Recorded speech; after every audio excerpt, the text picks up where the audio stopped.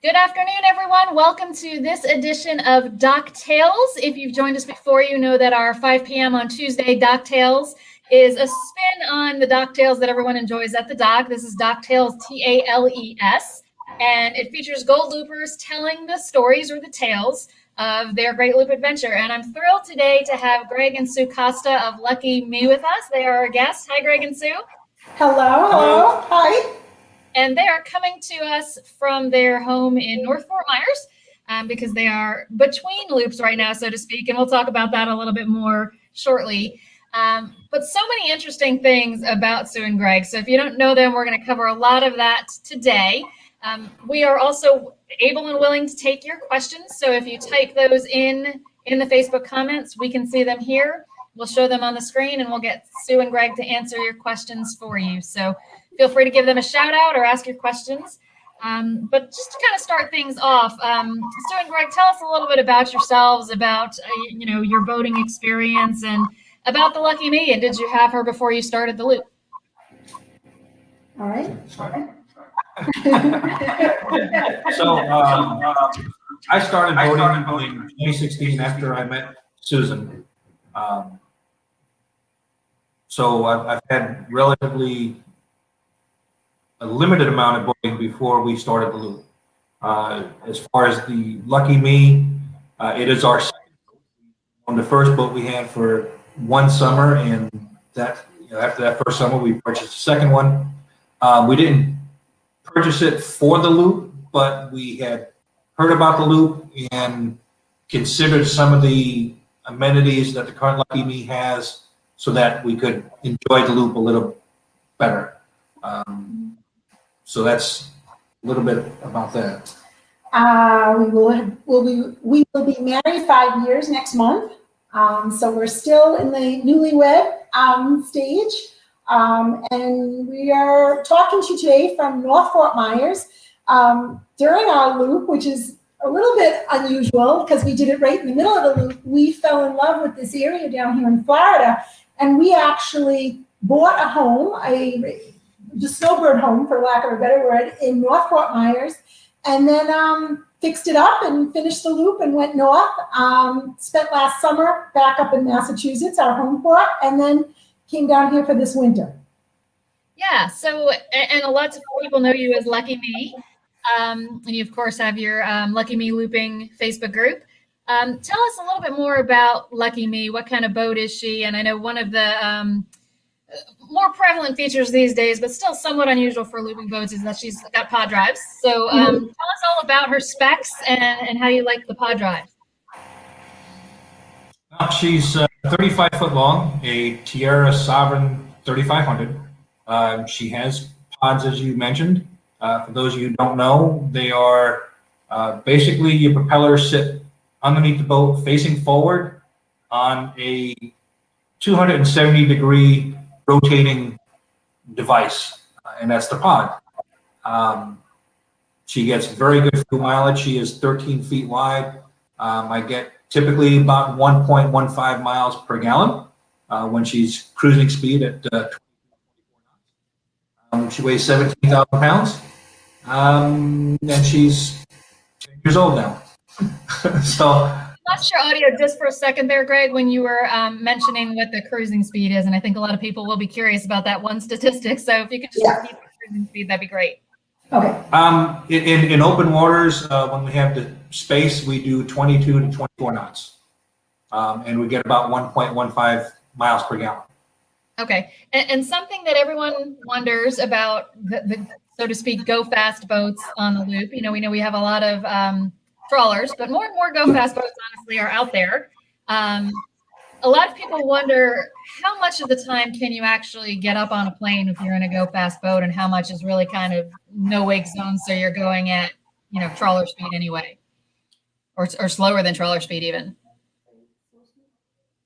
I would probably say 60% of the time you could go fast. Mm-hmm. I don't know if it's that much. It depends on. It depends on the route you take too. Right. So we did a lot of outside jumps on the way up when we were down in Florida after we crossed our wake, especially, and we did a lot of outside ocean jumps, and that we could do some really long, big jumps, where a lot of times on the rivers, if it was very open and very rural, you might go fast, but either there's too much stuff coming down the river, the current's a little too fast. There's places you can't use the speed, so we did trawler speeds for a good part of it also. Mm-hmm. And I'm guessing Mary Walker has come across Lucky Me in her travels, because she commented that Lucky Me goes fast. So Yeah. We go fast when it is safe to do it. Yes. So tell us about the name, because most boats have really interesting names, and there's usually a great story behind the name. So tell us about the story behind Lucky Me's name. So when we got married, which will be 5 years next month, we had a song for our wedding, which was called Lucky, because Greg's first wife had passed away. I'd been divorced about 6 years, and we used to say that we were very lucky to have found each other. So we would both refer to, I'm the lucky one, lucky me, or something like that.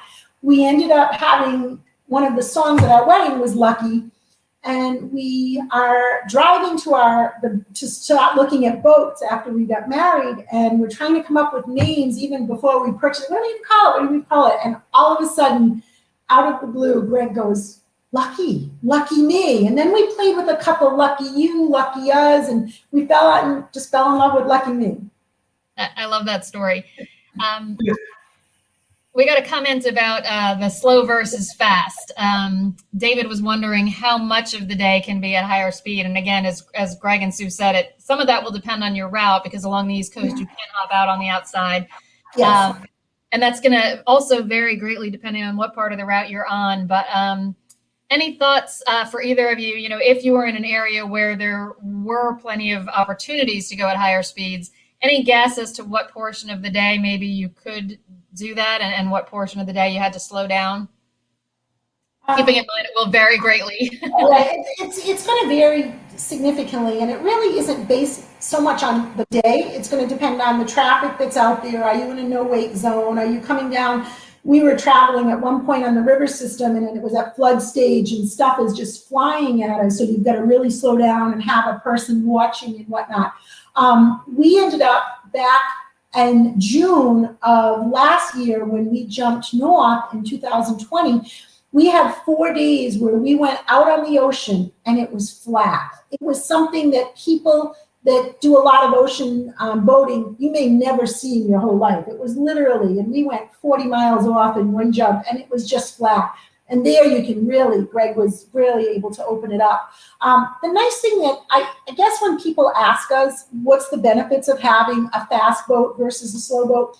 What we liked and what worked for us is because when we could, or when it was safe to, or when we needed to, we could go fast. But I have to say, there was a lot of times we could have gone fast, but we just enjoyed the journey. We were traveling with other loopers that maybe weren't fast boats, or we were only going to travel maybe 5 or 10 or 20 miles, and we just took our time and enjoyed it. Between the locks, a lot of times if there's a bunch of boats, even if you can speed up and get to a lock a half hour before them, the lock master, if they know there's a bunch of boats, they'll hold the lock and just put you all through together. So there's not a lot of benefits always of being a fast boat.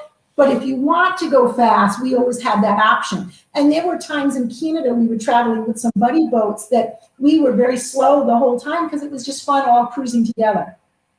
And I'm glad you brought that up about the lock, Susan, because that is a great point. If the lock masters are all in communication with one another on the next lock down the waterway. So if they're locking, particularly in a place with a lot of commercial traffic, if they're locking through a lockage of pleasure craft, as you all move down the river, they're going to wait for the last boat to get there. So it only makes sense to go as fast as the slowest boat in that grouping.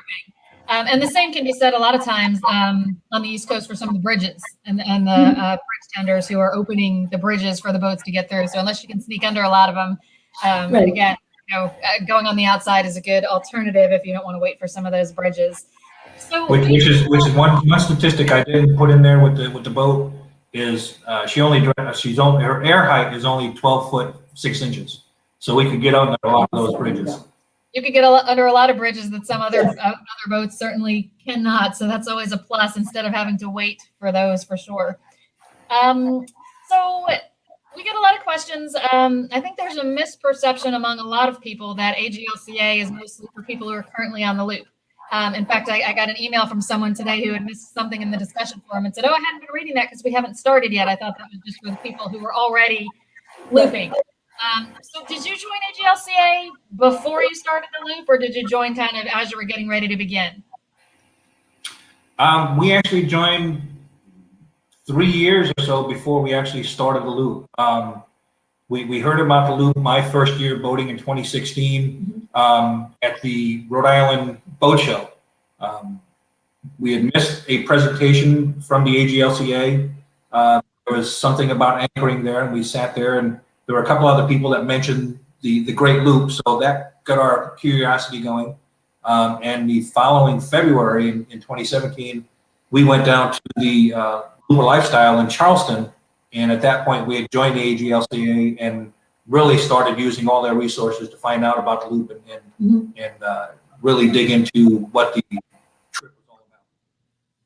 Yeah, and I'm glad you made use of those resources beforehand. There really is a lot available for people still planning. And yeah, I'm also hearing from some newer members that it can be a little bit overwhelming just trying to digest everything you can find out from the website and the discussion forum. So I think giving yourself some time to, become accustomed to all that is probably helpful.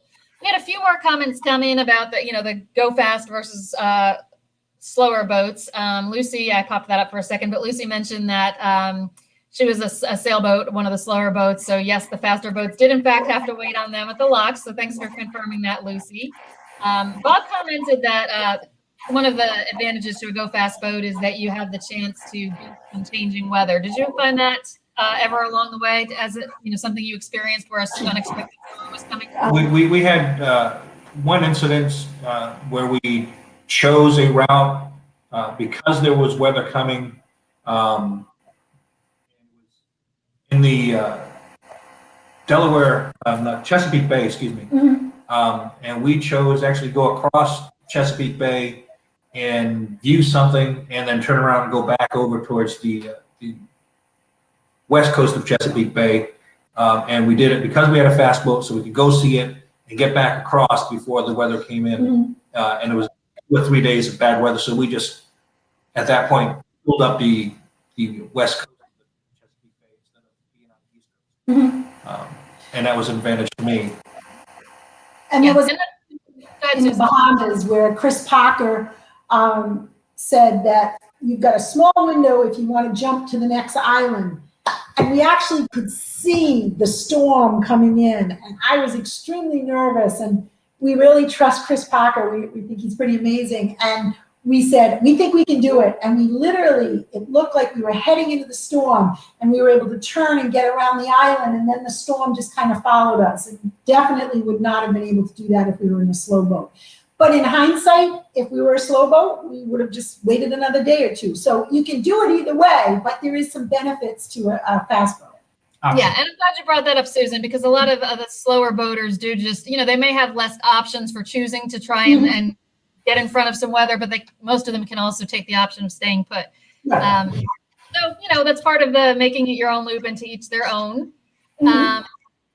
Just a quick shout out we got from Elaine. She's loving seeing the two of you on Lucky Me. She's in Manitoulin Island in Canada, so probably still a little cold there. But I'm following the Costas, Elaine. Thank you for that.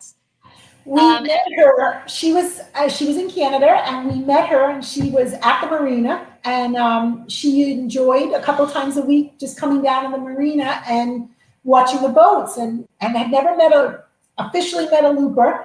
And we start talking to her, and then telling her about the loop and whatnot, and she got so excited about it. And she has followed us, and we've become friends since then. Yes, we invited her to DockTales and made her an honorary looper. Just thrilled to do that. It was a lot of fun. Yeah, and another friend of yours, Billy Kay, says hello. Yep. Nice. We met such amazing people. Yeah, and that is, far and away, loopers are just the most fun and amazing group of people, and so much can be said for the folks you meet shoreside as well. A couple more questions related to speed. Steve is wondering if there was ever a time that you were relying on your speed and you got into trouble because of that. I don't think so. Can you think of any situation? Probably not, because throughout the loop, we didn't give ourselves, everybody does the loop the way they want, but we definitely were planning a year to a year and a half and never trying to rush it. So many times we would do smaller jumps and stay in a location for 2 or 3 days. So there was really never an issue of, oh, we needed the speed, oh, we didn't have the speed, or there really wasn't any issue, because we could always play with stay another day or not, or rush out this morning. It was never really an issue. Right. Okay. And Stephanie would like to know, what is the lowest bridge clearance you came across? Now that's dependent on the route choices. So why don't you tell us what the route choice, the major route choices, so to speak. And with lucky me having a 12-foot air draft, all of the route choices are open to you. So which did you take? Primarily, let's talk about which route you took from the New York State canals to get into Canada.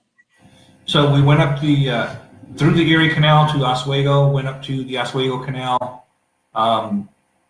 Went on the New York side up to Alexandria Bay, then crossed over to Canada, followed the coast down to Kingston, then over to Trenton, did the Trent Severn into Georgian Bay, North Channel. We went up to Sault Ste. Marie and then headed down to Mackinac Island, went down the west coast of Michigan to Chicago, and down the river systems to Mobile. And did you actually do the Chicago River? Yes. 3 times. 3 times.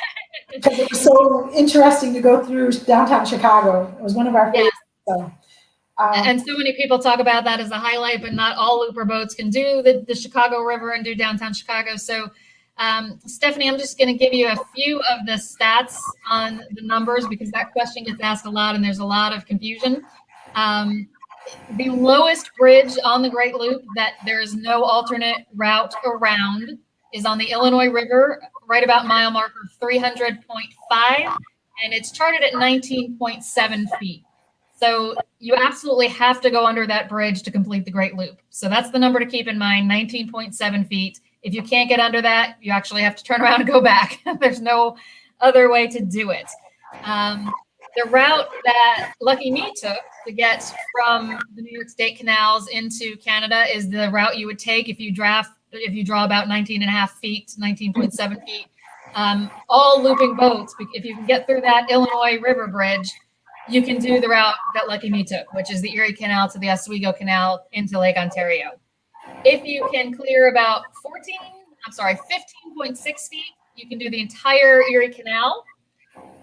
If you can clear 17 feet, you can take instead of going into the Erie Canal, you can take the Lake Champlain route and enter Canada that way, which is also a stunning trip for lots of people. The Chicago River, which Sue and Greg did, the clearance is about 17 feet there as well, 17 and a half maybe. That one causes a lot of confusion because the Illinois Waterway Bridge, there's 2 ways out of Chicago. One is the Chicago River, which you were able to take, Sue and Greg, and you need that 17-foot clearance. The other is the CalSag, which is just south of the city. It doesn't have those same bridge restrictions. So if your air draft is, let's say 19 feet, you can take the CalSag, still have to go under the Illinois Waterway Bridge. That's 19.7, but that's the way you would have to go. So Stephanie, I hope that answered the question about clearances. That's such a big question. And we get that, a lot, and there's lots of confusion. Again, I think because the Illinois River and the Chicago River, those bridges are so close together. But that is the answer. Let's see. Elise Martin says hello to Sue and Greg. And Susan Pellet, also known as Susie Q, sends her good wishes to both of you. Lucy just shared some conventional wisdom. This is spot on, Lucy, so thank for that. You really don't want to be driven by a schedule. Absolutely. Particularly weather risks. If you're on a schedule trying to get somewhere by a certain time, That's when we tend to see some poor decisions about leaving docks at a time that perhaps the weather would have dictated you probably should have stayed put. So yes, Lucy, spot on. Thank you for that. A couple more hellos to Sue and Greg from Spike. Christine, hi, back home. So our good friend from back home. And one from Lori Sullivan. So you've got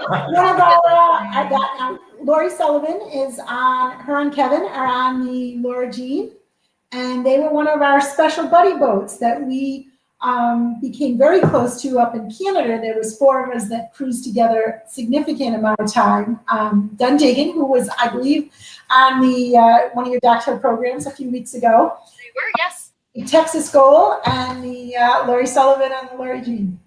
Yes. And Rhonda just mentioned that they are in Jacksonville. Oh, good. They are. Like perhaps you're on your way cruising. They did a looping. What they call it? They stopped looping for a little bit because of a redo. They're doing a looping redo. Perfect. Went home and then are back on the loop. So hopefully, when we get back on the loop, we'll see them. Yeah, and I know we were going to talk about this a little bit later, but you just mentioned being back on the loop, and we did get that question from Jeffrey. Are you looping again this year? Yeah. So we are excited. We made a decision. We will be leaving our home our snowbird home that we own here in North Fort Myers about May 15th. We'll head back to Massachusetts where Lucky Me is on the Hod. And from there, we're hoping to leave somewhere around June 7, give or take a day. And hoping to be up in Shady Harbor on the Hudson for their famous Looper Pig Roast, and hoping to do that for, I believe it's June 13th. So we are looping again. Because we went Gold in Stewart, Florida, because that's the place that that's the furthest that we had gone when we went south first, a little bit different, but our looping was we went south first so we could visit the Bahamas, then we went north to do the loop. Technically, we've already done part of the loop already a second time from Stewart to Massachusetts. So as soon as we figured it out the other day, we have approximately 3,500 miles to go platinum. And we are very excited that in November there will be another Virgie up there, and it'll be a platinum Virgie. Yeah, we're excited for you. Nick from Acquisition says he is listening intently, and they're going to be doing their loop number 2. So they're platinum. Thank you. Cool. We Nick and Terry, we shared DockTales many times with them. They have an amazing boat, and they are about 2 hours north of us in Florida right now, and we stay in touch. That's the really neat thing with Facebook and emails and texts. We made so many different friends, and many of them are in the Florida area, and we're constantly all in touch with each other. So it's really neat. But Nick and his wife are amazing. Yeah. Well, and Rhonda chimed in that they were calling their little interruption their lupus interruptus. That's cute. Yeah. And we heard from several people who had some lupus interruptus, multiple people in 2020. So yeah, and we're thrilled to hear that you're going to be going around again. Really excited. Some of the unique things that are part of the Lucky Me story. So you mentioned going to the Bahamas. You spent some extended time compared to some loopers in the Bahamas. So tell us about that. How did that come about? Your plan for the time you spent there, and how long you spent, and what made it so special? So we are big cheerleaders for the Bahamas. So we are constantly. We spent, this sounds almost crazy, but we prepared so much to go to the Bahamas. In some ways, I almost feel like we prepared for the Bahamas more than the Great Loop, because we were going out of the country and there was just so many concerns. And I honestly feel between the AGLCA and the waterway guides, which we love, there's just a lot of information to get for the Great Loop. At the time we went a few years ago, I just didn't feel Waterway Guides has a great book, but there wasn't some simple answers that I could get for Bahamas. So we spent a lot of time preparing for that trip. Left Massachusetts with the boat, staged the boat in Charleston, South Carolina. Greg retired in January of 2019, and we took the boat and went all the way down to Florida and cut across to the Bahamas. And we spent 8 weeks there, visiting 22 islands and keys, and probably the most amazing trip of my life. To, people that go on a cruise ship go, oh, wow, the Bahamas is amazing. But to be there on your own boat, to be able to stay and walk beaches there's no footprints on, and it was just amazing. The people were great, the food, to have all the little side, street side cafes and whatnot, fish fries and just crazy stories. We fell in love with the Bahamas so much that we put together our book, which is one of the books that we offer for free. And originally we put the book together, Cruising the Bahamas with the Lucky Me, and we put that together for really loopers, to give loopers the information, because we had put so much time into preparing for this trip. And then once you got over there, you learned so much. There is just things that, and again, it's in Waterway Guides, it's out there, but there's just so much information. If you wanted to go for the very first time as a looper or as a boater that maybe isn't familiar with traveling out of the country, we wanted to put together a simple book that you could read. And the first edition was in April 2 years ago, and I think it was 48 pages. We just updated in the last few weeks to 64 pages, and this is the 4th edition. And we are closing in on 15,000 copies being distributed for free in the last 2 years. So we're pretty proud of that book and have enjoyed sharing our love of the Bahamas. And it is an absolutely fabulous resource. And I also do want to point out, and of course, primarily you distribute that as an ebook, yes, through email. But Sue and Greg have also presented at a few of our events before COVID on the Bahamas. And they literally printed out copies of the 50 or so page book. Greg came in with a hand truck with a pile of boxes. They literally printed out those 50 pages for everyone who would be in attendance at their own cost, at the goodness of their heart, just because they're nice people. And I know everyone was so thankful to have received that. So yes, they wrote this as a gift to loopers and have done it free. And I just want to point out, it's not even just the e-version that they've done for free. They even brought highlighters so everyone could take notes and highlight sections of the book while they were doing their presentation. So kudos to you two for that. I know all of the attendees greatly appreciated that. And I do want to talk a little bit about, that book and a couple of others that you've authored or helped author since then, but a couple other quick shout outs for you. Marie Heller Rama is in Annapolis, so a little bit ahead of the pack for this year, headed for Rhode Island. So to your New England waters there. And we've got a shout out about Green Turtle Cay. Ian. Of course. Good friends. Hi, Ian. In the Bahamas and have become best friends, and they live about an hour south of us. And just the people you meet, the connections you make on the loop. And Ian and his wife Liz were just one of the many couples we met during the loop. It just, you can't even explain the connections you make and the friendships that you have. And so many Go Loopers say that, and I really think you have to experience it before that completely sinks in. Because it seems, so unlikely that everybody has that experience with, the people that they meet and the lifelong friendships. But I think without exception, every Go Looper I've ever asked, was the people they meet was the highlight of the trip. So we have so many questions. I have my little sign that I put with all my looper. Oh, I love that. Yes. So because it is amazing. We are very, very close to our family, but many of the loopers that we've met, they feel like family now, and we support each other in times of need. If somebody's sick or somebody, we have a looper, and I won't do names, but they're about 40 minutes north of us and had some emergency surgery. And we found out about it in about 9 o'clock in the morning, and Greg started the smoker outside. I started cooking in the kitchen, and about 3 o'clock that afternoon, we delivered 4 or 5 meals to them.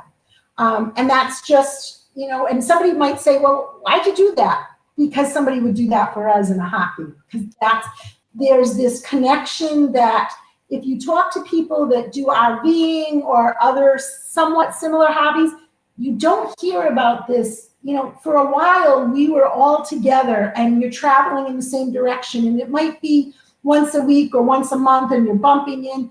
We met people at the start of the loop in Norfolk, Virginia at the Looper Fall Rendezvous. Spring Rendezvous, and became best friends. I was going through pictures the other day, and I'm like, wow, we met all of these people, and we're now this close. And it's hard to explain if you haven't experienced it. But all the Gold Loopers say the same thing. Yeah, and we can't wait to get back to those face-to-face events where some of those connections are initially made. So we're excited to hopefully be doing that this fall. Let's see. Mike and Pam on CC Rider are in Bimini now, but they said that has several versions of your book, and it's been super helpful. So thank you for that. This question from Wendy, this is a great time to bring it up. She's getting ready to start their adventure. Want to help friends and family kind of share along and to keep in contact. So she's asking if you suggest a blog or a Facebook personal or business page. You have Lucky Me Looping, which is a Facebook group, correct? Which is one of the ways you get people your book. So talk a little bit, Susan, from your experiences. What is your recommendation? I know you have 10,000 people in your Facebook group now, so that's been a success. Yes. So the reason I believe our page has been very successful is we are constantly interacting with everybody.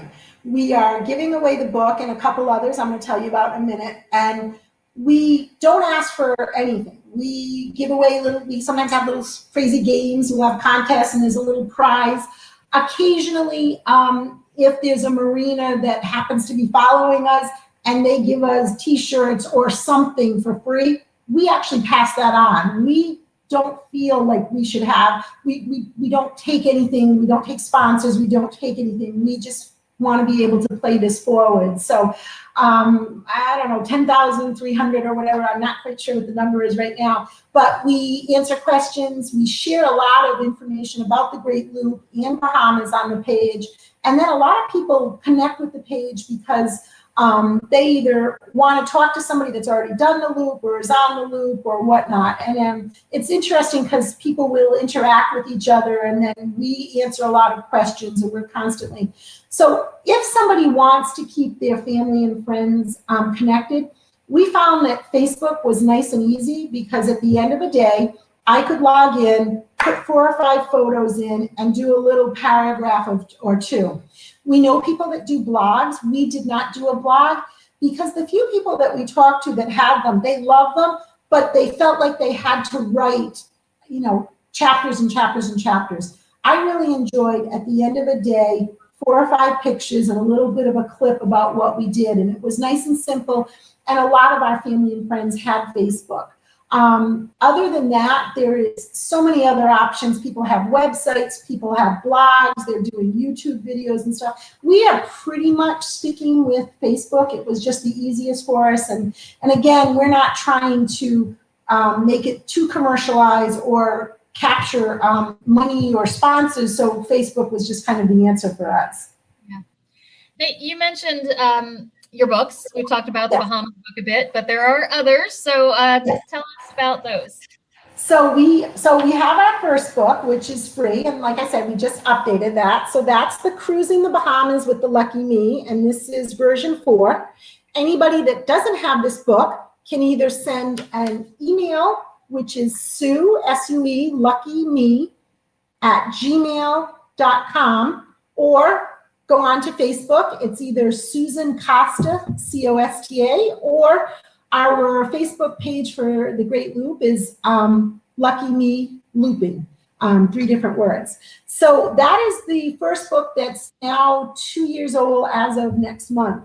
After that, this past summer, we did a book, and that is Ladies on the Loop. Now, I am especially proud of this book.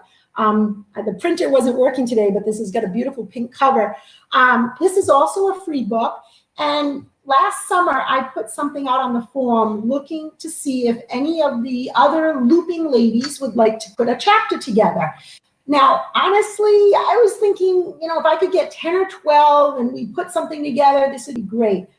I eventually had to stop when I reached 35 because there was just all these women that wanted to be part of it, and it became very exciting. And within 3 or 4 days, we were up to 35 women. So the book is basically, the only thing that I asked is that they do something personal, and it was from their experiences. And originally I thought the book was going to go more in, the friendships you make and everything. And instead it went in all different directions. And it's 240 pages, 35 different authors, and book is free. You can get it on Amazon. Some people asked to have it put on Amazon because it was easier for them to download to a Kindle. And I think it's $2.99. Any money that's made on that is donated. We don't keep a cent of that. And that was something we had talked about with the girls. But for the most part, it's distributed through Facebook and emails and whatnot. And there's some talk about, should we do another one? And I'm not sure if it'll be this summer or next summer, but we are thinking about, because there's still a lot more stories to be told. So we are thinking about putting that together. And then, so the third book, which is, this is the rough draft. The working copy has not come out yet, but after the Great Loop, what's next? And this is just a working rough draft that I am putting a little time into each week. We are up to 20 possible options, and we are reaching out to goal loopers. And basically, what did you do after you finished the Great Loop? I will tell you, it was kind of interesting. I had tears in my eyes the last couple hours, and was pretty much crying the last hour as we pulled in, because you plan for this. You're all excited. You're doing the loop. You're making these great friends. And then all of a sudden, you're pulling into your home port. You've got your gold flag, and all of a sudden you're like, wow, we did it. So this book will be for anybody that does it. What's the other options? What do you do next? And for some, it may be going around the loop or continuing the cruise, or we'll talk about the Down East Loop, the triangle loop, all different kind of options. And we're getting everyone's perfect, various goal loopers' personal experiences to go in the book. And it'll be free, another free book. And that's also much needed because, and we've talked, I think, with the Creaches on DockTales specifically about, post-loop letdown is a real thing. And it's hard to transition from that, daily social exploring adventure to life back at home. So I think that book is a great addition. But tell us why you continue to do these books and why you do them free. Let me take it. Okay. So we do them for free because we enjoy giving back. Both Greg and I, before we got married, and I've mentioned a couple times, it's only been 5 years, but we had a history of charitable giving. So I worked in a soup kitchen that I used to help run. I worked with the veterans, did a lot of charitable giving, and Greg was also involved back with his community. So when we went on the loop, we decided that we wanted to give back. So of course, when we put the books together, there was never a thought, oh, we're going to sell these books and stuff. I would rather give out 1,000 than sell 100 because I think it can really make a difference. And there are times when I will open up either an email or a message in Facebook, and I'll read to Greg that somebody has reached out to us and said, wow, your book made such a difference. I've got reluctant spouses that are reading the Ladies on the Loop and going, I think I can do this now. I really feel after reading this book, I can do this. I can relate to these women. And there's a couple of them. My friend Jody did one, There's No Crying on the Fly Bridge. And she was not ready to do the loop. And she wrote all about it. And you read through all this and you say, wow, they felt like me. And as for the Bahamas, we fell in love with it. So by promoting this book, we feel like we're just being a really good cheerleader for the Bahamas. And then the third book, we kind of felt that. You can't say it's depression, but you do feel, because you put all of this, and I'm sure that if you talk to somebody that ran the Boston Marathon or climbed the highest mountains or did anything like this, that all of a sudden when you're done, you're going, wait a minute, what's next? This was like such a goal and you reach it. Now, I won't say that everybody feels this way, but we have heard from other people. And we had a couple of weeks of, all right, what's next? And we weren't sure about doing a second loop right away. And then we talked about some options, and people go cruising in New England and they do back and forth, and some people sell their boat and do camping for a while. There's so many different options, but for us, it was natural to go towards doing the loop again. But we do like to, so we enjoy giving back would be the answer as to why they're free. Yeah. And just wanted to pop up this comment. David said it's amazing to see such a great community, and it really is. I'm thankful every day that I get to talk to loopers. That's how I make my living, is talking to loopers, and I am certainly very fortunate to be able to do that, because it is an amazing community. And another example of that, again through Sue and Greg, and you mentioned that you both had a history of charitable giving. But you also continued that spirit throughout the loop. So talk a little bit about the service projects, how you incorporated that into your loop and some of the favorite ones that you did along the way. So it's really interesting how this happened. We knew we wanted to do some charity when we were on the loop, but I really had never planned, we're going to do this, we're going to call it that. That was never at all into our plan. And we are in Charleston, South Carolina, which is where our boat is staged. We're going to start the loop. Greg's retired. We fly down to the boat. We're ready to start the loop, which for us meant going south before we went north. And all of a sudden, there is a government shutdown. And Greg was in the Air Force for almost 10 years. So we do try to do some charity that's either veterans related or for public servants. And there was this government shutdown in early 2019. And we are hearing about the Coast Guard putting in extra hours, not necessarily getting paid right away, and some issues. And we decide to buy pizza for the Coast Guard.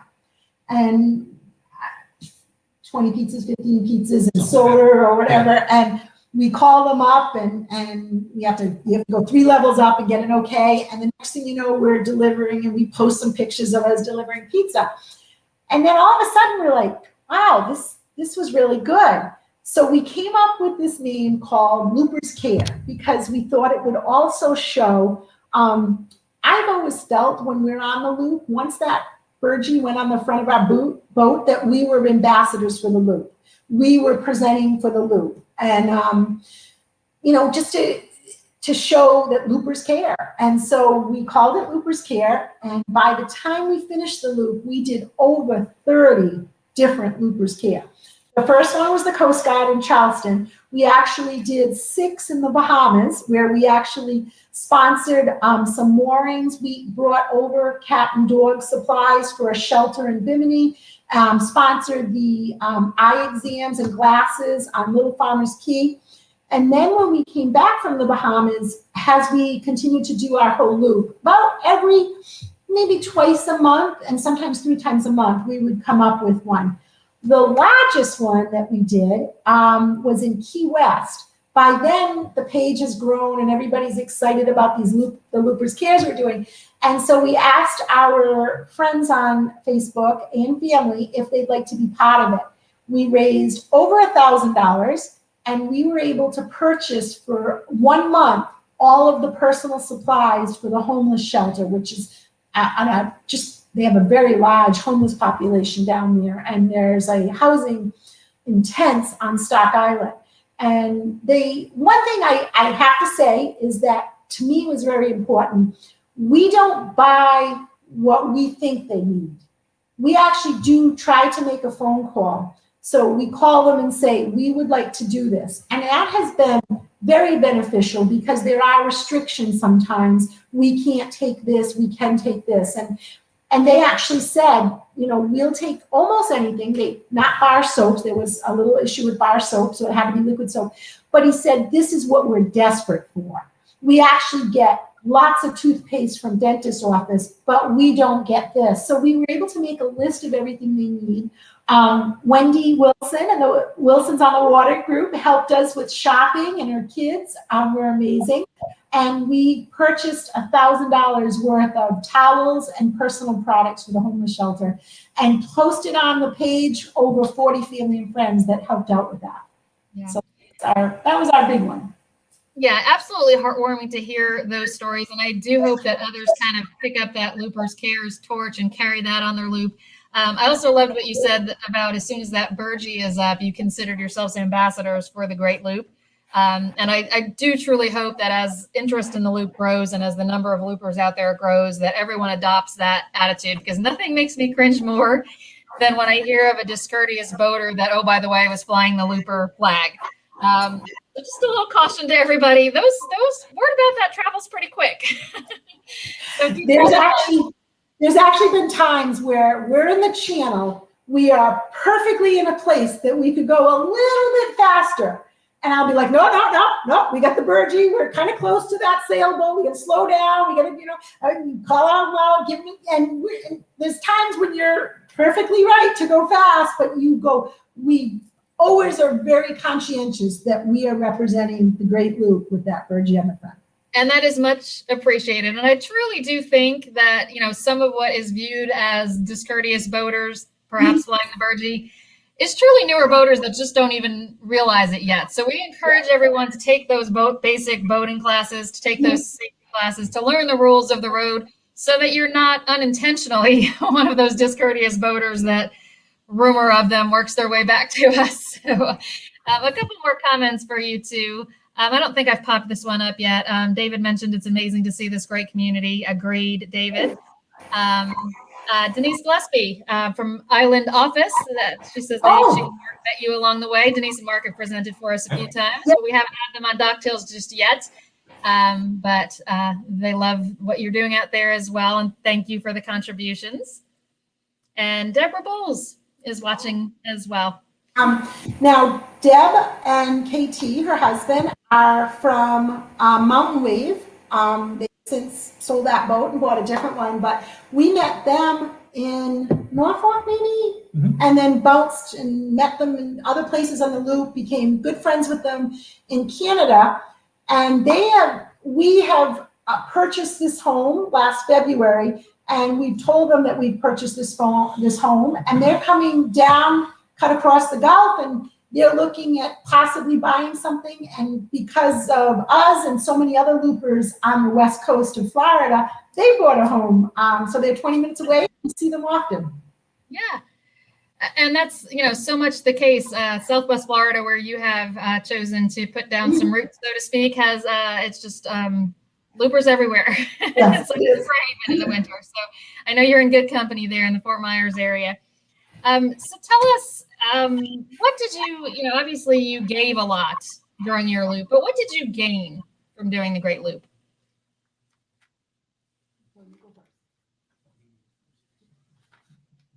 We're not quite picking up Greg's audio. Yeah, he's talking low. Do you want me to work? Yeah. Okay. So what did I gain? I'll give you a couple of amazing friendships that I am still extremely close to today. And I literally would hate to name names because, there's so many of them. But we just had, my birthday was March 22nd, and we had 20 loopers that showed up for a small birthday party that we had at a yacht club in Naples that we belong to. So it is just the amazing friendships that you will make. There is some that came down to Florida for a week or so this winter, and we would see them. Some are heading here now. Some are getting ready to leave. I hope when we're back on the loop, we'll bump into a bunch of them again, R&R and some others that are looping right now that we're hoping to. So I would say the amazing friendships.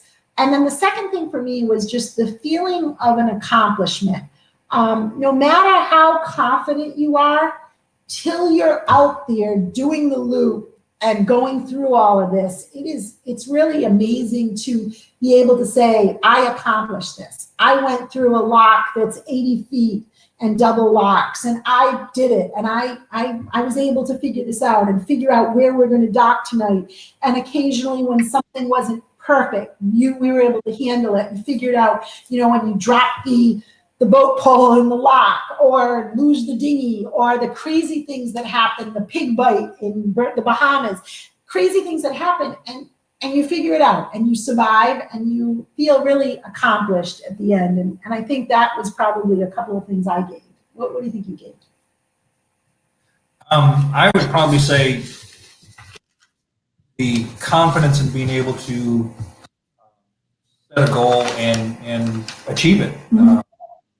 And no matter whether you think it's at all possible. When we first heard about this, I thought, well, that'd be kind of cool.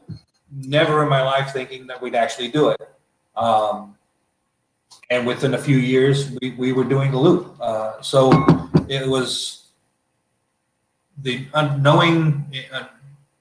understanding, learning more about myself and what I was capable of doing. Yeah. That would be the biggest thing. Yeah, and that's huge. And we do hear that. When I first got involved with AGLCA, and I was still trying to kind of wrap my brain around all of this and what it means to people. And one of the Gold Loopers said to me, it's an adventure that is challenging enough to be an accomplishment, yes, but not so arduous that it's unpleasant.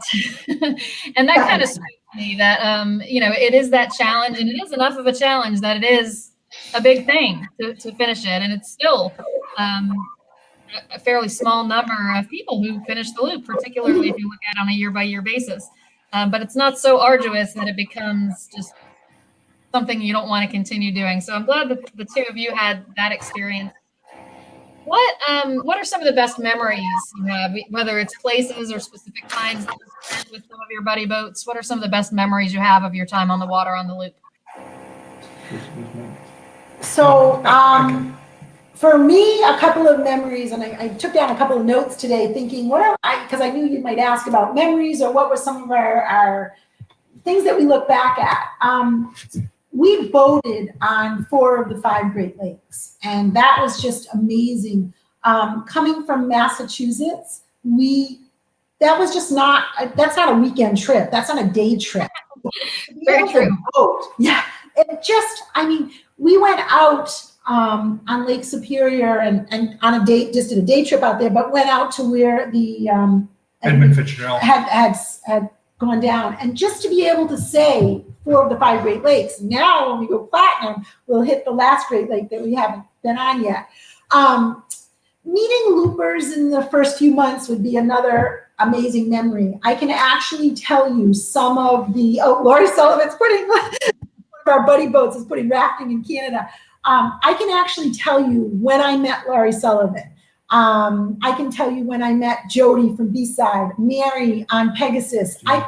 Jody from Dundigan, Brenda from B-Side, Mary from Pegasus. I can actually tell you the different times when I met people, and that's kind of neat because you have such great memories of the first couple of days you meet, and you sometimes just click with people. We became great friends with lots of people, but there's probably, 40 or 50 that you just really click with, and you end up traveling with them. Probably one of my other memories would be we hosted DockTales a lot, and sometimes it was 4 of us, and there were a few that was 80 plus. We did DockTales at Joe Wheeler as a kickoff. Greg and I collected wine as we were traveling because we like to go to wineries. And when at the beginning of Joe Wheeler, we made little invitations and offered to do a kickoff DockTale. And over 100 people showed up, and we had a table set up, and they could try wine and distilled alcohols from different parts of the loop. And we called it a taste of the loop. And, stuff like that is just ingrained in memories like that. You'll never forget. Just amazing. What would you say? I think for me, it's going to sound silly. Roasting marshmallows tied up at a lock wall on a Trent Severn. Yes. Was amazing to me, as simple as that sounds. Yeah. And then again, standing inside the top of the St. Louis Arch, looking at the Mississippi River as a tree floats by. A whole tree. Thinking, I hope I don't meet that when I get on to Mississippi the next day. Yeah. Those are some of the things that really stick out in my mind.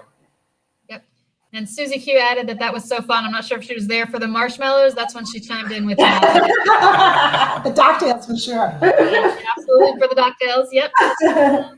And back when we were talking about what you gained from it, Deborah mentioned that she gained a good working relationship with her captain, KT. So also something that a lot of loopers talk about gaining is, that developing an even stronger relationship with their significant other that they are looping with. So certainly a plus there.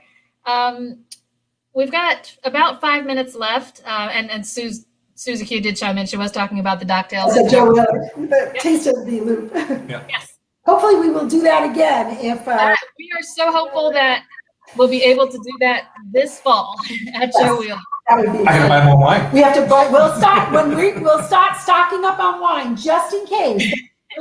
We'll be Start planning for a taste of the loop.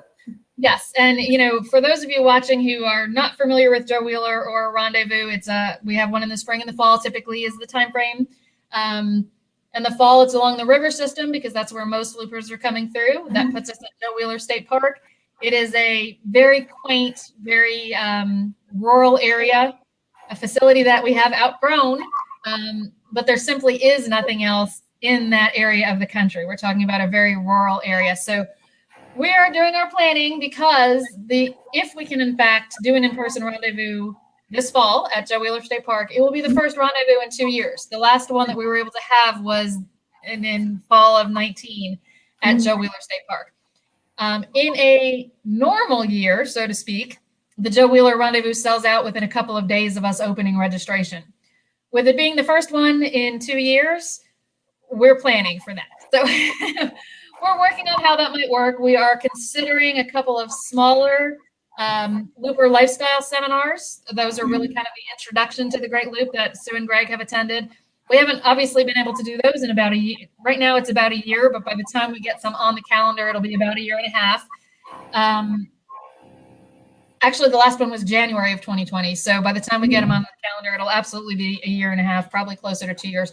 We're trying to figure out if and when it'll be safe to do a couple of those before Wheeler to perhaps satisfy some of that desire for an in-person event for newer loopers. Some of them may be more suited to a day and a half or 2 day looper lifestyle than a 4 day rendezvous. So we're working on that. Stay tuned.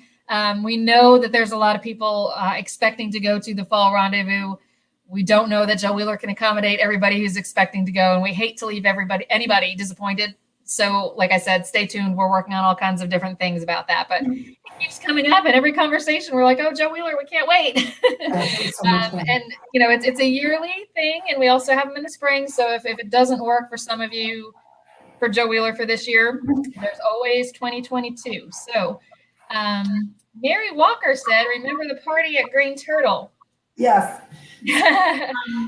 Terry from Acquisition that said hello earlier, and Mary and Lucky Me. And Susie remembers that too. Susie Q. Yeah, she was there too. But Terry from Acquisition, Mary from at that time Pegasus, and myself, the three ladies stepped forward to host a DockTale inside, and we came up with this goofy game and asked questions, and the answers were quite surprising. Who had fallen off their boat more than once? And I remember Larry from One Eyed Dog. I think he had fallen off twice. And who was the longest married looper? And this couple got up. And it was just really, we played we had little keychains as a prize.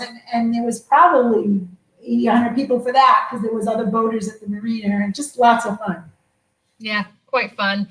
So as we wrap up, any advice that you would give to people who are just kind of new to the idea of the loop and are thinking about doing it? Mm-hmm. So what would you say? Don't get hung up on the daily travel planning. Just have a general idea, because it's going to change anyway, depending on weather. And as you run into people, they may say, hey, we're going here, and you might decide, okay, I'm going to go there. So any plans you had after that are totally messed up. Just plan for the general time frame and do it. Just do it. Yeah. Great advice. How about you, Sue?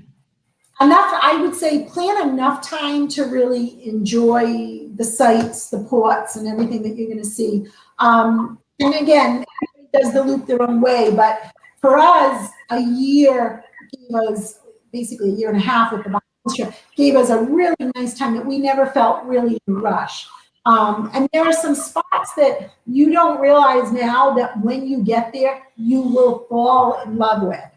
Canada was like that. We just loved Canada and actually stayed longer than we probably expected to. And there were some other places that instead of one night, you'd stay 3. So if you can plan enough time to really enjoy it, what worked for us was we took the Great Loop map, and there was a few things. We knew we wanted to be in Chicago by a certain date because the locks were going to be closing that year for a while.